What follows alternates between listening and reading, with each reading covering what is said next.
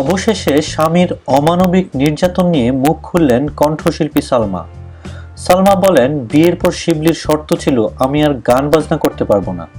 মেয়ে স্নেহা ও সংসারের জন্য 4 বছর সবকিছু বন্ধ রেখেছিলাম। তিনি উপজেলা চেয়ারম্যান হলেন, এমপি হলেন। ঠিক কী কারণে ডিভোর্স দিলেন এমন প্রশ্নের উত্তরে সালমা বলেন, তার মেয়েরই অনেক সমস্যা ছিল।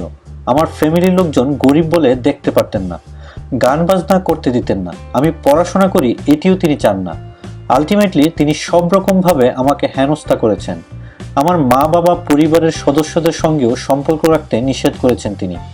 মানসিকভাবে অনেক হেয় করেছেন। সালমা বলেন, এতদিন ধরে চেষ্টা করেছিলাম সংসারটা যেন না ভাঙে।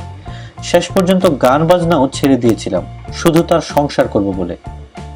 কিন্তু আমি আসলে জানতাম না যে সে এমপি হয়ে যাওয়ার পর আমার জীবনটা এরকম হয়ে যাবে। সে এভাবে পরিবর্তন হয়ে যাবে। আমাকে ভালোবাসে না, গানকে ভালোবাসে না, আমার পরিবারকে পর্যন্ত সম্মান করে না, না আমার পড়াশোনা। তিনি বলেন, তার চেয়ে বড় কথা ড্রিঙ্কস করা, মেয়ে নিয়ে ফুর্তি করা আসলে সহ্য করার মতো নয়। আমি প্রতিবাদ করেছিলাম বলে আমার গায়েও হাত তুলেছিল। অনেক অত্যাচার করেছে সে। আমি বাধ্য হয়েছি সেখান থেকে বেরিয়ে আসতে। আমি শেষ পর্যন্ত চেষ্টা করে গিয়েছি সম্পর্ক টেকাতে, কিন্তু পারলাম না। এরপরও বলেছিলাম আমি সব ছাড়বো তুমি যদি হাত ধরে থাকো। এর উত্তরে শিবলি আমাকে বলেছে আমি আরও 3টা বিয়ে করব। এই মন মানসিকতা যদি থাকে তাহলে সংসার করো, না হলে ডিভোর্সে সাইন করো। এটা মেনে কি সংসার করা সম্ভব কোনো মেয়ের পক্ষে? আমি আর কিছুই চাই না, জীবনে অনেক পেয়েছি। আমি চাই সে ভালো থাকুক।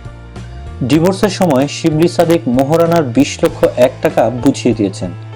2011 সালের 26শে জানুয়ারি দিনাজপুরের শিবলি সাদিকের সঙ্গে হঠাৎ করে বিয়ের পিঁড়িতে বসেন কণ্ঠশিল্পী সালমা। এরপর 2014 সালের 1 জানুয়ারি তার কোলজোরে আসে কন্যা সন্তান। বিয়ের বছর 2 আগে দিনাজপুরের স্বপ্নপুরীতে একটি অনুষ্ঠানে সঙ্গীত পরিবেশন করতে গেলে শিবলির সঙ্গে সালমার পরিচয় হয়। ওই সূত্র ধরেই দুই পরিবারের মধ্যস্থতায় সম্পূর্ণ ঘরোয়াভাবে সম্পন্ন হয় তাদের বিয়ে।